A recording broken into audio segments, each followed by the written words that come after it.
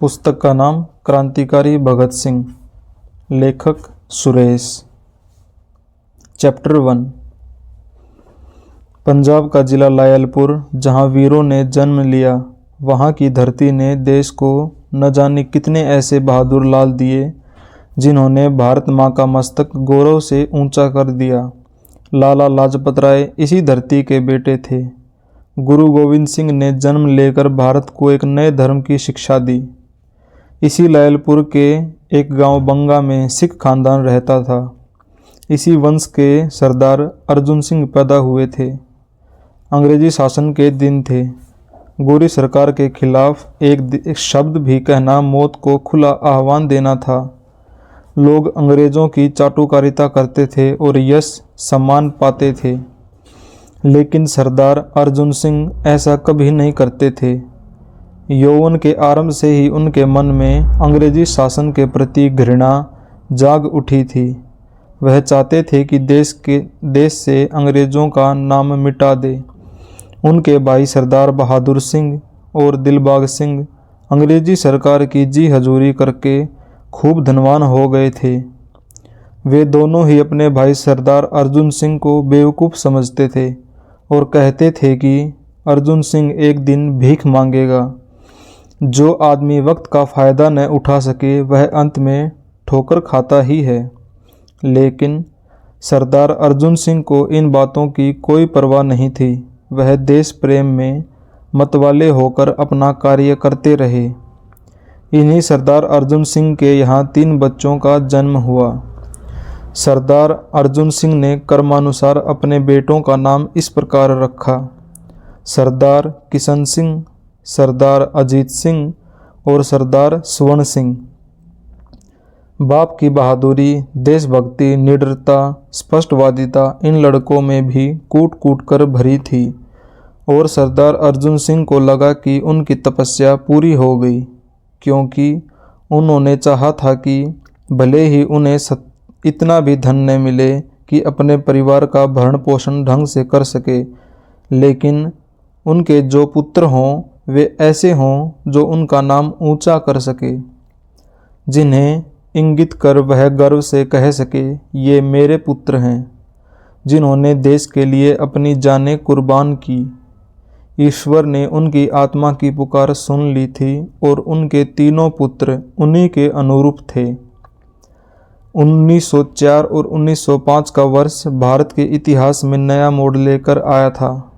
इसी वर्ष बंग भंग हुआ था। लॉर्ड कर्जन के विरुद्ध पूरे देश में रोष की लहर फैली थी। पंजाब केसरी लाला लाजपत राय ने बंग भंग के विरुद्ध आंदोलन छेड़ दिया था। सरदार अजीत सिंह ने लाला लाजपत राय के साथ मिलकर पंजाब के जनजीवन में विरोध आंदोलन का संचालन किया था। इस आंदोलन में सरदार किशन सिंह और सरदार स्वर्ण सिंह ने भी भाग लिया था। तीनों भाई जिस समय भाषण देने लगते तो ऐसा लगता जैसे उनकी आवाज़ से अग्नि धाराएं प्रवाहित हो रही हैं, जो पूरे ब्रिटिश साम्राज्य को जलाकर नष्ट कर देगी। 1907 में 1818 का तीसरा रेगुलेशन काम में लाया गया। इस रेगुलेशन से ब्रिटिश सरकार को बहुत लाभ था। पूरे देश में इस रेगुलेशन के विरुद्ध विद्रोह हुआ। विशेष तौर से बंगाल और पंजाब में लोगों ने इसके विरुद्ध तीव्र प्रतिक्रियाएं व्यक्त की। बड़े पैमाने पर प्रदर्शन हुए। सरकार भला इस तरह का विद्रोह एवं विरोध प्रदर्शन कैसे सह सकती थी। उसने इसे दबाने के लिए सख्त कदम उठाए। लोगों की गिरफ्तारियां हुई। पंजाब में लाला लाजपत राय और सरदार अजीत सिंह को गिरफ्तार कर लिया गया। सरदार अजीत सिंह को बिना उनके मामले की जांच किए हुए कैद की सज़ा दी गई। उन्हें बर्मा भेज दिया गया। भला ऐसे समय सरदार अजीत सिंह के दोनों भाई सरदार किशन सिंह और सरदार स्वर्ण सिंह कैसे चुप बैठ सकते थे। उन लोगों ने गोरे शासन के खिलाफ जनता के सामने उत्तेजनात्मक भाषण दिए। स्वाभाविक थी कि सरकार की कुपित दृष्टि इन लोगों पर भी पड़ती। इन दोनों भाइयों को भी गिरफ्तार करके जेल में डाल दिया गया। इस समय सरदार किशन सिंह की पत्नी गर्भवती थी। एक दिन स्वर्ण सिंह ने अपने बड़े भाई सरदार किशन सिंह से जेल में पूछा, भापा मेरा भतीजा हो गया भतीजी? सरदार किशन सिंह ने उत्साह से अपने भाई के कंधे पर हाथ मारकर कहा, ओए स्वर्णा, वाहे गुरु की कृपा से मेरे को अब की लड़का ही होगा, और ऐसा लड़का होगा जो मेरा नाम ऊंचा करेगा। और सरदार किशन सिंह की वाणी सत्य हुई। सन 1907 का अक्टूबर मास, शनिवार का दिन था। पूर्व में उषा मुस्कुरा रही थी। हर ओर प्रकृति नए प्रभात का आह्वान कर रही थी। ऐसे में सरदार किशन सिंह की पत्नी प्रसव पीड़ा से छटपटा रही थी, और बाल सूर्य की प्रथम किरण ने जब पृथ्वी का आलिंगन किया तो सरदार किशन सिंह का घर एक नए शिशु के रुदन से भर गया। बालक का नामकरण हुआ सरदार भगत सिंह। सरदार किशन सिंह को जेल में जब यह समाचार मिला तो वह खुशी से उछल पड़े, और उन्होंने अपने छोटे भाई सरदार स्वर्ण सिंह से कहा, मैं तुझसे कहता था न कि लड़का ही होगा। देख, मेरी बात सच हुई, और यह भी लिख के ले ले। यह लड़का खानदान का नाम रोशन करेगा। और इतिहास गवाह है कि सरदार भगत सिंह ने अपने खून से भारत की धरती को सींचा, और अपने खानदान का ही नहीं वरन देश का नाम पूरे विश्व में ऊंचा किया। आने वाली पीढ़ियां सरदार भगत सिंह के बलिदान से प्रेरणा लेती रहेंगी। वक्त हमेशा उनकी कहानी दोहराता रहेगा, और भारत माता हमेशा अपने दुलारे लाल की स्मृति में आंसू बहाती रहेगी। चैप्टर 2। बालक भगत सिंह बढ़ने लगे। उनका लालन पोषण बड़े लाड प्यार से होता रहा। माँ श्रीमती विद्यावती उन्हें बहुत चाहती थी। हालांकि भगत सिंह से बड़े उनके एक भाई और थे, जगत सिंह। लेकिन भगत सिंह में न जाने क्या था कि माँ देखने लगती तो देखती ही रह जाती थी। उनकी आंखों की प्यास बुझने को ही न आती थी। समय पर भगत सिंह को प्राइमरी स्कूल में भर्ती किया गया। दोनों भाई भगत सिंह और जगत सिंह साथ साथ पढ़ने जाने लगे। जिस अवस्था में दूसरे बालकों को पढ़ना या खेलना कूदना अच्छा लगता है, उस अवस्था में भगत सिंह का हृदय जाने कहाँ कहाँ भटकता करता। उनका मन पाठशाला में तंग छोटी कोठरियों से उब जाता, और वह विस्तृत व खुले मैदान में भाग खड़े होते। कलकलाती उछलती नदियों का अबाध संगीत सुनना, निर्द्वंद्व पक्षियों का उन्मुक्त आकाश की ओर उड़ते रहना, और खुले मैदान में बैठकर खुली हवा का आह्लादकारी स्पर्श लेना उन्हें बहुत भाता था। उनकी तबीयत होती थी कि आकाश में उड़ते हुए इन उन्मुक्त पक्षियों के साथ वह भी उड़ चलें, और किसी ऐसी जगह पहुंच जाएं जहां कोई बंधन न हो, कोई रोक न हो। अक्सर ऐसा होता कि कक्षा में पढ़ाई चलती होती और भगत सिंह चुपचाप वहां से मैदान में खिसक जाते। जगत सिंह जब भाई को अनुपस्थित पाते तो उठकर बाहर आते और देखते कि भगत सिंह मैदान में बैठे हैं। वह उनकी बाँह पकड़कर उठाने का प्रयास करते और कहते, तू यहाँ क्या कर रहा है? वहाँ गुरुजी पढ़ा रहे हैं और तू यहाँ तमाशा कर रहा है, चल उठ। भगत सिंह मुस्कराकर उत्तर देते, भापा जी, मुझे यहीं अच्छा लगता है। तू यहाँ क्या करता है? कुछ नहीं, बस चुपचाप मैदान को देखा करता हूँ। जगत सिंह को आश्चर्य होता, मैदानों को? मैदान में तुझे क्या दिखाई पड़ता है?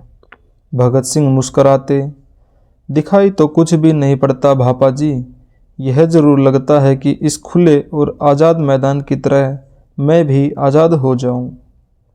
जगत सिंह झुंझला उठते, अगर तुझे यही सब करना था तो स्कूल में दाखिला ही क्यों लिया? खेती बाड़ी करता, अगर तू पढ़ेगा नहीं तो गुरुजी मारेंगे। क्यों मारेंगे? भगत सिंह भोलेपन से पूछते। जब तू पाठ नहीं याद करेगा तो गुरुजी तुझे मारेंगे नहीं तो क्या प्यार करेंगे? लेकिन भापा जी, पाठ तो किताबों में होता है, उसे पढ़कर मैं याद कर लूँगा। और सचमुच भगत सिंह की स्मृति बहुत तेज थी।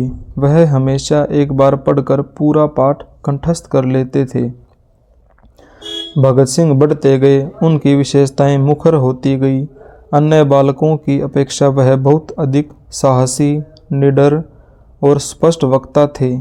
लेकिन अचानक 11 वर्ष की अवस्था में उनके मन में बहुत गहरा सदमा पहुंचा। उनके भाई जगत सिंह, जिन्हें भगत सिंह बहुत प्यार करते थे, को मौत के पंजे ने धर दबोचा। इस सदमे का असर भगत सिंह के दिल पर गहराई से पड़ा। वह जीवन भर अपने भाई जगत सिंह की स्मृति भुला नहीं पाए। इस घटना के बाद सरदार किशन सिंह लाहौर के पास नवाकोट चले आए। उनकी कुछ जमीन जायदाद थी। भगत सिंह अपनी प्रारंभिक शिक्षा समाप्त कर चुके थे और इस समय उन्हें हाई स्कूल में भर्ती कराने की आवश्यकता थी। सिखों में यह परंपरा थी कि लड़कों को खालसा स्कूल में ही भेजते थे, लेकिन खालसा स्कूल के अधिकारियों का झुकाव राजभक्ति की ओर अधिक था। वहाँ के अधिकारी अंग्रेज़ों को बहुत सम्मान देते थे। सरदार किशन सिंह को यह बिल्कुल पसंद न था। उनके हृदय में आज़ादी का सागर लहराता था और वह चाहते थे कि उनका लड़का भगत सिंह ऐसे वातावरण में पढ़े जहाँ गुलामी की कोई भावना न पनपे। अंत में उन्होंने निश्चय किया कि भगत सिंह को लाहौर के दयानंद एंग्लो वैदिक स्कूल में भर्ती किया जाए। भगत सिंह ने आगे की शिक्षा के लिए उसी स्कूल में प्रवेश लिया। इसी स्कूल से उन्होंने मैट्रिकुलेशन पास किया।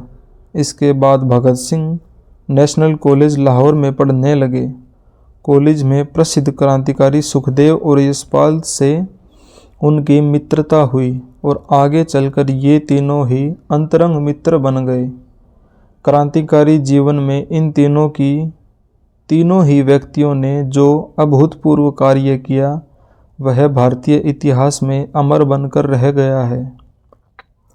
जब भगत सिंह 9वीं कक्षा में पढ़ रहे थे, उस समय कानपुर में कांग्रेस का अधिवेशन हुआ। भगत सिंह इस अधिवेशन में सम्मिलित हुए।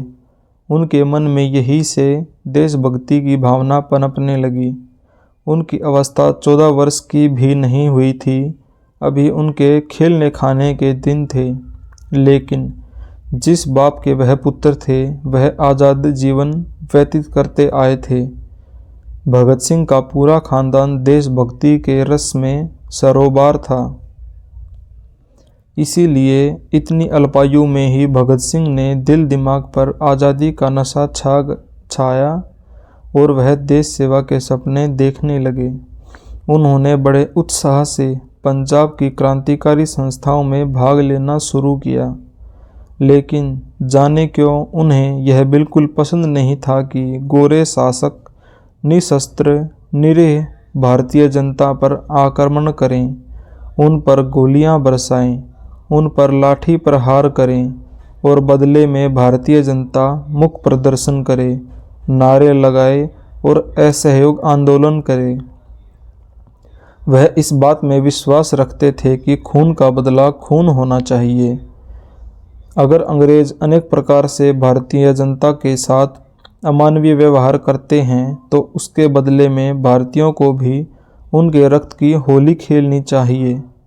उन्हें नारों पर जरा भी विश्वास नहीं था। इसके बाद भी वह कांग्रेस में भाग लेते थे। भगत सिंह के ऊपर उनके चाचा अजीत सिंह का प्रभाव था। वास्तव में अपने भाइयों में अजीत सिंह सबसे अधिक विद्रोही और क्रांतिकारी स्वभाव के थे।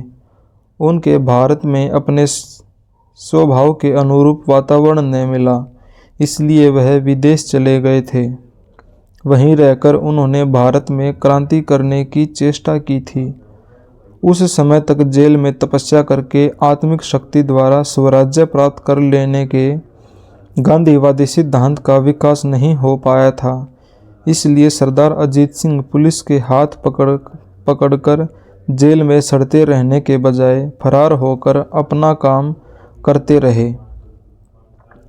गिरफ्तारी से बचने के लिए अम्बा प्रसाद सूफी में साथ भारत के अनेक भागों में और नेपाल की तराई आदि में फिरते रहे और फिर देश में कुछ कर पाने का अवसर न देख विदेश चले गए। विदेश में भी वे लाला हरदयाल, राजा महेंद्र प्रताप और बरकतुल्ला आदि दूसरे प्रमुख क्रांतिकारियों के सहयोग से जैसे तैसे भारत में राजनैतिक क्रांति कर डालने की चेष्टा करते ही रहे। कुछ लोगों का विचार है कि दूसरे महायुद्ध के समय रोम के रेडियो पर जो ब्रिटिश विरोधी प्रचार हिंदुस्तान में होता था और जिसकी भाषा से ब्रिटिश साम्राज्यशाही और भारतीय ब्रिटिश सरकार के प्रति अदम्य घृणा उगली पड़ती थी, वह सरदार अजीत सिंह के ब्रिटिश से आमरण टक्कर लेते रहने का ही परिणाम था। सरदार अजीत सिंह के लिए 1948 से पहले भारत लौट सकना संभव न हुआ।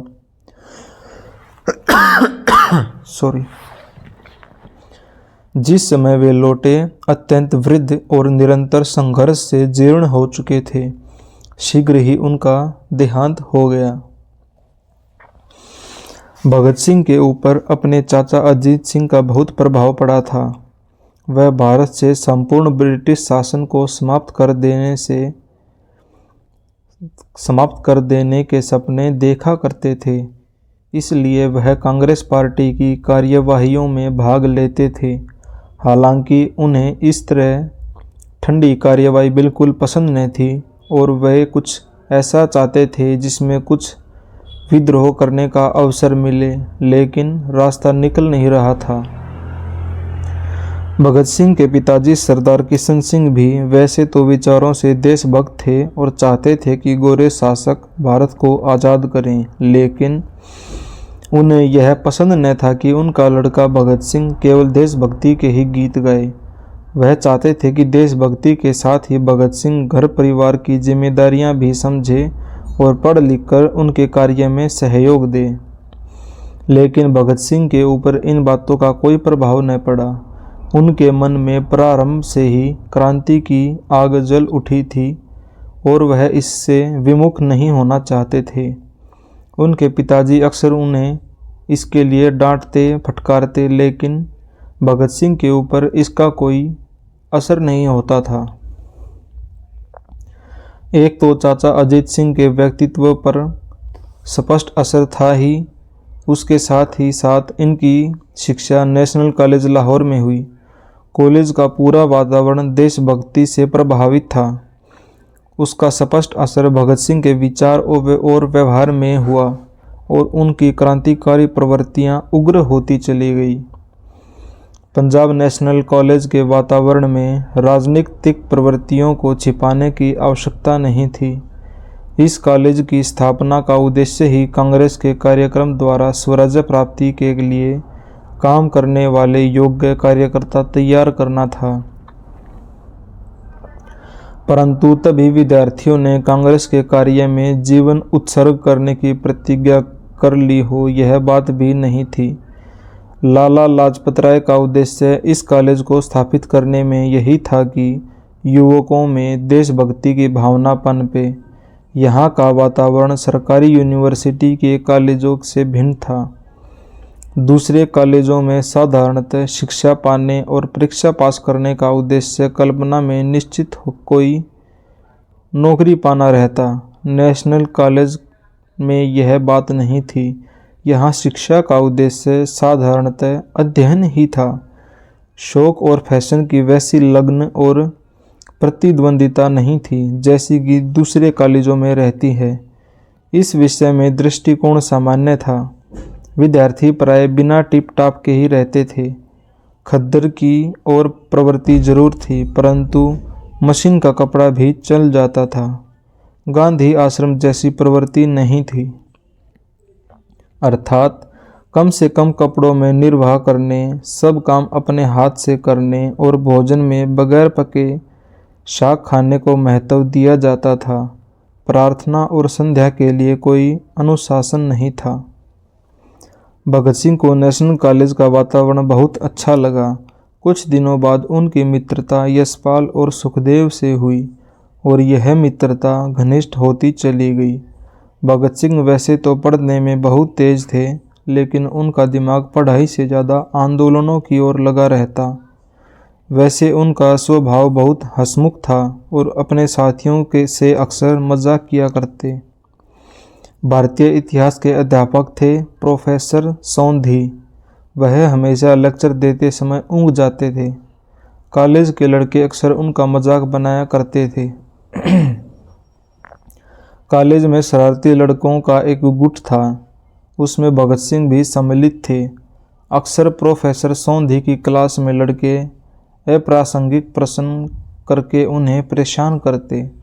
एक बार प्रोफेसर सौंधी अशोक के शासनकाल के ऊपर लेक्चर दे रहे थे। आदत के मुताबिक वह बीच बीच में ऊँघ जाते थे। भगत सिंह, यशपाल और सुखदेव की तबीयत क्लास में नहीं लग रही थी, लेकिन प्रोफेसर के रहते वे लोग बाहर भी नहीं जा सकते थे। अचानक भगत सिंह ने खड़े होकर पूछा, श्रीमान, सुना है कि अंग्रेज भारत में भिक्षुक बनकर आए थे और बाद में यहाँ के शासक बन गए, क्या यह सत्य है? प्रोफेसर सौंधी उस समय अशोक की न्यायप्रियता के बारे में बता रहे थे। उन्हें इस तरह के सवाल से क्रोध आ गया। तुमसे कितनी बार कहा है कि तुम मेरे लिंक ऑफ थॉट को डिस्टर्ब न किया करो, लेकिन तुम सुनते ही नहीं हो। उनकी बात पूरी होने से पहले ही सुखदेव ने उठकर कहा, सर, यह भगत सिंह बिल्कुल नालायक है। कहाँ आप शाहजहां के शासनकाल के बारे में पढ़ा रहे थे और कहाँ ये अंग्रेज़ों की बातें ले बैठा। What do you mean by Shahjahan? मैंने कब शाहजहां का नाम लिया? प्रोफेसर साहब गरज पड़े। तभी यशपाल ने उठकर कहा, सर, मैं इन दोनों से कह रहा था, मोहम्मद तुगलक के पागलपन के बारे में बता रहे थे, लेकिन इन दोनों को मेरी बात पर विश्वास नहीं हुआ। प्रोफेसर सौंधी एकदम चीख पड़े, तुम सब एकदम नालायक हो। मैं तुम लोगों को पढ़ा नहीं सकता। और वह अपनी किताबें और रजिस्टर समेटकर बाहर चले गए। तभी लड़के खिलखिला पड़े और क्लास से भाग खड़े हुए। ऐसा अक्सर होता। प्रोफेसर सौंधी को भगत सिंह और उनके साथी परेशान करते और वह क्लास छोड़ देते। इसी तरह एक प्रोफेसर मेहता भी थे। वह पढ़ाते तो बहुत लगन से थे, परंतु उनका हिंदी का ज्ञान बहुत परिमित था। हिंदी शब्दों का उच्चारण और भी विचित्र। किसी भी शब्द का हिंदी पर्यायवाची शब्द उनसे पूछना मजाक आरंभ करने के लिए काफ़ी था, और फिर ठेठ पंजाबी का कोई शब्द उन्हें सुझा देना। दूसरे विद्यार्थियों से खिलखिला पढ़ने पर मेहता साहब परेशान हो जाते और सबसे पहले भगत सिंह के एक साथी झंडा सिंह की ओर संकेत कर हुक्म देते, get out of the class. उसके बाद यशपाल की बारी आती, फिर सुखदेव की, फिर भगत सिंह और फिर दूसरे दो एक साथियों की।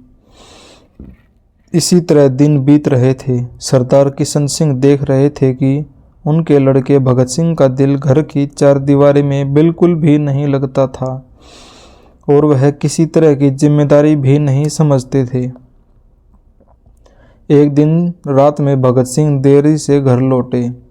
कहीं कांग्रेस कार्यकर्ताओं की मीटिंग थी और भगत सिंह उनमें भाग लेने गए थे। परीक्षा के दिन निकट थे, फिर भी भगत सिंह इसकी ओर ध्यान नहीं दे रहे थे। सरदार किशन सिंह ने उन्हें समझाने की बहुत चेष्टा की, लेकिन भगत सिंह सुनकर भी अनसुना कर देते थे। सरदार किशन सिंह ने निश्चय कर लिया कि वह भगत सिंह से इस बात का फैसला करके ही रहेंगे कि उन्हें पढ़ना है अथवा नहीं। रात के लगभग 11 बजे भगत सिंह ने घर में प्रवेश किया। सरदार किशन सिंह गुस्से में भरे हुए बैठे थे। वह एकदम बरस पड़े, क्यों बे नवाबजादे, इस वक्त आने का क्या मतलब है? अगर तुझे पढ़ना नहीं है तो घर बैठ। इस तरह रुपए और समय बर्बाद करने से क्या फ़ायदा? भगत सिंह ने शान से उत्तर दिया, पढ़ाई तो हमेशा चलती रहेगी, लेकिन देश के प्रति भी कुछ जिम्मेदारियां हैं। मैं तुमसे लेक्चर सुनने नहीं आया हूँ। या तो ठीक तरह से पढ़ या फिर पढ़ाई छोड़ दे। मैं यह सिलसिला बर्दाश्त नहीं कर सकता। भगत सिंह ने कोई उत्तर नहीं दिया और चुपचाप अपनी पढ़ाई में लग गए। इस तरह के झगड़े और कहासुनी अक्सर होते रहते थे, क्योंकि सरदार किशन सिंह यह तो कभी नहीं कह सके कि उनका पुत्र देश की स्वतंत्रता के लिए यत्न न करे, लेकिन उनका आग्रह था कि अपने घर की चिंता किए बिना केवल उसी में कूद पड़ना मूर्खतापूर्ण और अव्यावहारिक है। आदमी को देशभक्ति के साथ साथ घर की जिम्मेदारी भी समझनी चाहिए, लेकिन भगत सिंह का विश्वास था कि एक आदमी दो नावों पर पांव रखकर नहीं चल सकता। पिता पुत्र के इस मतभेद से काफ़ी झगड़े हुए, लेकिन भगत सिंह के विचारों में कोई परिवर्तन न आ सका। तभी भारतीय राजनीतिक जीवन में और साथ ही सामाजिक जीवन में एक बहुत बड़ी क्रांति हुई। एक ऐसा भूचाल आया जिसने भारतीय जनजीवन को नई दिशा दे दी। सन 1919 का वर्ष। गोरेशाही ने रूलेट बिल पास कर दिया और पूरा देश इसके विरोध के लिए जाग उठा था। महात्मा गांधी ने सत्याग्रह लीग द्वारा आंदोलन प्रारंभ कर दिया था। भारतीय जनता ने उन्हें अपना नेता स्वीकार कर लिया था। रोलेट कानून के विरोध में जुलूस निकाला गया था। भारत के इतिहास में प्रथम बार इतना विशाल एवं संगठित जुलूस निकला था। उसे देखने से ही लगता था कि भारतीय जनता के मन में गोरे शासन के विरोध में कितनी तीव्र आक्रोश भरा हुआ है। पंजाब की सड़कों पर 3 मील लंबा बढ़ रहा था। सड़कें बिल्कुल ठसाठस भरी हुई थी। मातम का प्रदर्शन करने के लिए सभी लोग नंगे सिर थे। लोगों के हाथों में काले झंडे थे और लगता था काले झंडों की आंधी सी आ गई है। जनता उस समय शांतिमय सत्याग्रह के दाव पेच नहीं जानती थी। राजनीति में इन शब्दों का प्रयोग नहीं हुआ था। जनता सीधे साधे ढंग से विदेशी शासन के विरुद्ध असंतोष और विरोध प्रकट कर रही थी। जुलूस के साथ ही हड़ताल भी हुई। हड़ताल 7 दिन तक जारी रही। किसी तरह का दबाव नहीं था, फिर भी लोग अपनी इच्छा से पूरी तरह हड़ताल किए हुए थे। पुलिस की गार्डें जगह जगह जबरदस्ती दुकानें खुलवा देती। पुलिस के हटते ही जनता सामूहिक भावना से दुकानें बंद हो जाती। लाहौर में 7 दिन तक पूरी हड़ताल निभा देना आसान बात नहीं थी। इसके कई कारण थे। प्रथम तो वहाँ हजारों तंदूर और तबियाँ थी। हजारों व्यक्ति उन दुकानों पर पेट भरते थे। हड़ताल के उन दिनों में ये तबियाँ और तंदूर बंद थे, परंतु बाजारों और गलियों में जगह जगह बड़े बड़े अस्थायी चूल्हे बनाकर बड़ी बड़ी देंगों में दाल और बड़े बड़े तवों पर रोटी सेकी जा रही थी। रोटियां सेकने का काम प्रायः अपने अपने मोहल्लों की मध्यम श्रेणी की स्त्रियां स्वेच्छा से कर रही थी। जो चाहता मुफ्त में दाल रोटियां खा सकता था, लेकिन न कोई बिक्री हो रही थी और न कोई मजदूरी। घर गृहस्थी के लोगों की पारिवारिक आवश्यकताएं पूरा करने की ओर किसी का ध्यान नहीं था। विदेशी शासन द्वारा दमन के विरोध में हुई हड़ताल को सफल बनाना एक सामाजिक कर्तव्य बन गया था।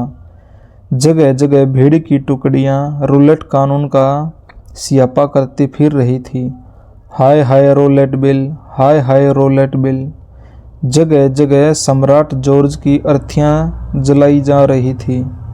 पुलिस उन्हें तितर बितर करने के लिए लाठी चार्ज करती। भीड़ भागकर पुलिस पर ईंट पत्थर की वर्षा कर अपना विरोध प्रकट करती। 20 जगह गोली चली, परंतु हड़ताल जारी रही। शहर में फौजी कानून जारी कर दिया गया। सरकार को भारतीय पुलिस और फौज की राजभक्ति में संदेह होने लगा। इसलिए महत्वपूर्ण स्थानों पर प्राय गोरी फौज तैनात कर दी गई। धड़ाधड़ गिरफ्तारियां हो रही थी। सरकारी आज्ञा भंग करने पर बाजारों में खुले बैत लगाए जा रहे थे। हड़ताल खोल देने और जुलूस आदि न निकालने के जो ऐलान सरकार की ओर से जगह जगह चिपकाए जाते, वह तुरंत फाड़ डाले जाते। ये ऐलान जिन दुकानों और मकानों पर लगाए जाते, उनके मालिकों को ही इनकी रक्षा के लिए जिम्मेदार ठहराया जाता। इनके फटने पर उन्हें राजद्रोही समझकर दंड दिलाया जा रहा था। भगत सिंह के ऊपर इस आंदोलन और हड़ताल का बहुत प्रभाव पड़ा। हालांकि वह उस समय मात्र किशोर वय के ही थे। इसके बाद भी उत्तेजना से उनका अंग अंग कांपता रहता था और वह कुछ करने और मरने के लिए एकदम उतावले हो रहे थे। लेकिन अचानक ही गांधी जी को अपनी भूल मालूम हुई और पश्चाताप करने के लिए उन्होंने हड़ताल तुरंत स्थगित कर दी। जनता को इससे निराशा हुई। वह उस समय कुछ करने या मरने के लिए तैयार थी। इस प्रकार अचानक गतिरोध उसे पसंद न था। रोलेट कानून के विरुद्ध प्रदर्शनों और हड़तालों को रोककर गांधी और कांग्रेस ने सरकार द्वारा किए गए दमन की जांच की जाने की मांग प्रार्थना सरकार से आरंभ की। कांग्रेस की यह मांग सरकार द्वारा स्वीकृत न किए जाने पर असहयोग आंदोलन प्रारंभ किया। पंजाब केसरी लाला लाजपत राय कई वर्ष विदेशावास के बाद उसी समय भारत लौटे थे। देश में राजनीतिक उत्साह देख उन्होंने पंजाब में असहयोग आंदोलन का नेतृत्व आरंभ किया। पंजाब में उस आंदोलन ने खूब उग्र रूप ले लिया। कांग्रेस ने सरकारी खिताबों, नौकरियों, अदालतों और स्कूल कॉलेजों से असहयोग की पुकार की। खिताब, नौकरियों और अदालतें तो कम ही लोगों ने छोड़ी होंगी, परंतु विद्यार्थियों ने स्कूल कॉलेज बड़ी मात्रा में छोड़ दिए। इन्हीं असहयोगों विद्यार्थियों को योग्य राष्ट्रीय कार्यकर्ता बनाने के लिए लालाजी और पंजाब के कांग्रेसी नेताओं ने लाहौर में पंजाब नेशनल कॉलेज की स्थापना की थी। ऐसे समय भला भगत सिंह कैसे चुप रह सकते थे। उनकी तो नस नस में विद्रोह की आग जल रही थी। उन्होंने तुरंत पढ़ाई छोड़ दी और असहयोग आंदोलन में लग गए। सन 1922 में राष्ट्रीय आंदोलन फिर दब गया। गांधी जी ने सत्याग्रह स्थगित कर दिया। इसके पहले गांधी जी ने घोषणा की थी कि आंदोलन का लक्ष्य पूर्ण स्वराज्य प्राप्ति है और वे 1921 से 1931 तक स्वराज्य लेकर ही रहेंगे। जनता उनके इशारे पर चल रही थी। ब्रिटिश सत्ता के प्रति जनता में तीव्र आक्रोश था। अपने आप को मिटाकर भी जनता अंग्रेजों को भारत से भगाना चाहती थी, लेकिन गांधी जी ने सब एकाएक आंदोलन स्थगित करने की घोषणा की तो जनता के उत्साह पर जैसे बर्फ गिर पड़ी। उन दिनों भगत सिंह 9वीं कक्षा में पढ़ रहे थे। गांधी जी की पुकार पर उन्होंने पढ़ाई छोड़ दी और असहयोग आंदोलन में कूद पड़े। आंदोलन स्थगित होने पर पढ़ाई छोड़ने वाले छात्रों का बहुत बुरा हाल हुआ। वह न घर के रहे न घाट के। जिन स्कूल कॉलेजों से उन्होंने पढ़ाई छोड़ी थी, वहां के अधिकारियों ने पुनः लेने को तैयार न थे। पढ़ाई न करने पर उन विद्यार्थियों का भविष्य अंधकार में हो गया था। इन कठिनाइयों को लक्ष्य करते ही लाला लाजपत राय ने लाहौर में नेशनल स्कूल की स्थापना की।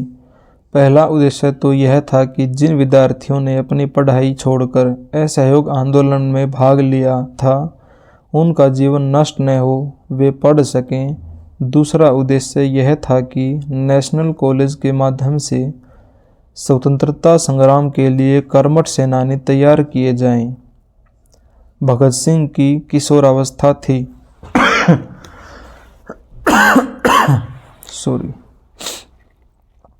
उन्हें बड़े उत्साह से आंदोलन में भाग लिया। आंदोलन स्थगित होने के बाद उनकी इच्छा पढ़ाई की ओर न लग रही थी। वह चाहते थे फिर जुलूस निकाले जाएं, नारे लगें, अंग्रेजी सरकार की हाय हाय हो, लेकिन ऐसा कुछ न हो सका। वह बहुत निराश हुए।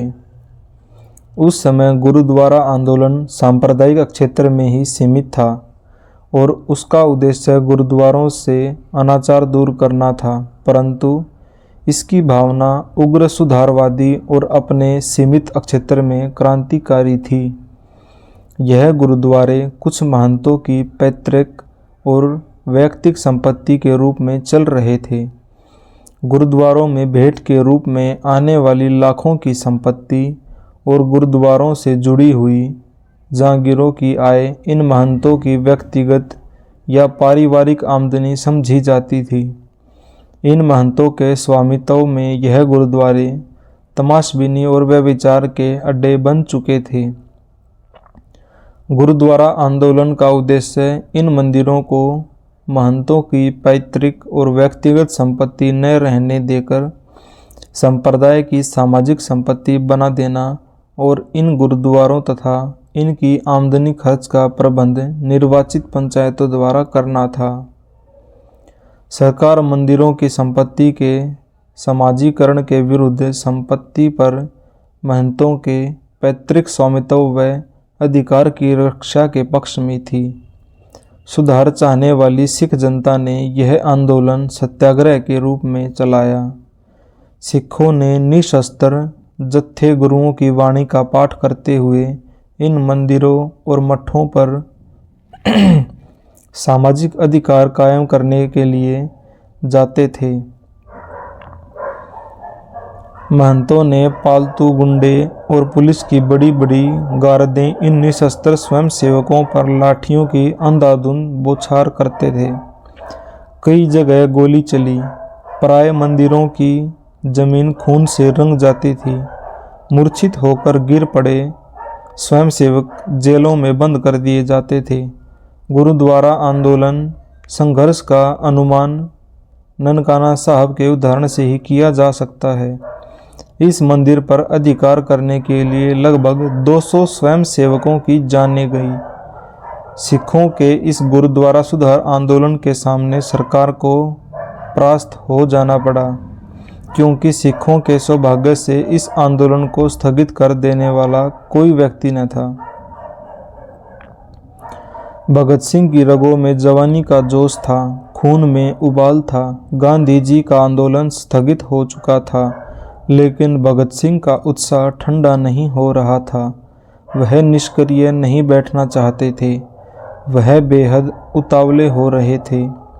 फलस्वरूप वह गुरुद्वारा आंदोलन में कूद पड़े। उन्होंने पूरे उत्साह से इसमें भाग लेना शुरू किया। गुरुद्वारा आंदोलन के पहले न तो भगत सिंह सर पर केश रखते थे और न पगड़ी ही बांधते थे, क्योंकि भगत सिंह के दादा सरदार अर्जुन सिंह सिख होते हुए भी बहुत कुछ आर्य समाजी थे। वह बाकायदा हवन और पाठ करते थे। इस संबंध में यशपाल जी ने सिंहावलोकन में एक मज़ेदार घटना का वर्णन किया है, जिससे सरदार अर्जुन सिंह की आर्य धर्म के प्रति आस्था प्रकट होती है। उस घटना का यह वर्णन करना असंगत न होगा।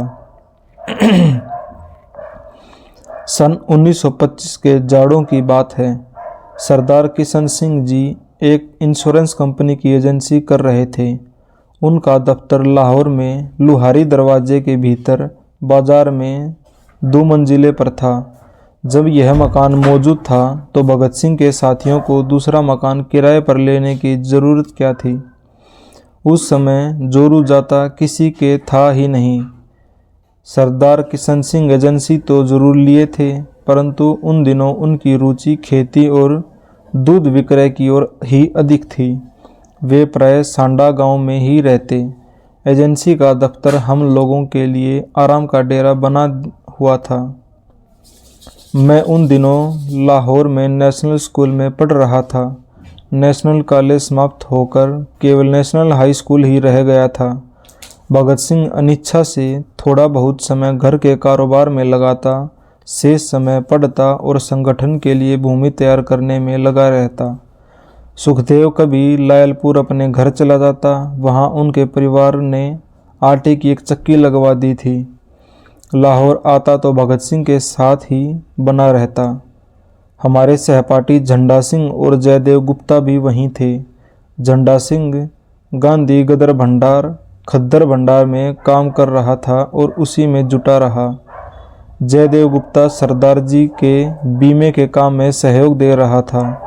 खाना हम लोग किसी तंदूर पर खा लेते और दफ्तर में बिछी दरी पर बिस्तर लगाकर रात काट देते। दफ्तर में मेज कुर्सी मौजूद होने से पढ़ने लिखने की भी सुविधा थी। एक दिन स्कूल में छुट्टी थी। दूसरे लोग मकान पर मौजूद नहीं थे। मैं अपनी सनक में मेज पर बैठा कोई लेख या कहानी लिख रहा था। मेज के नीचे टीन की क्या चीज़ पड़ी है उसका ख्याल न कर उस पर जूते जमा कर रख लिए थे। संभव है अचेतन रूप से यही धारणा रही हो कि रद्दी की टोकरी है।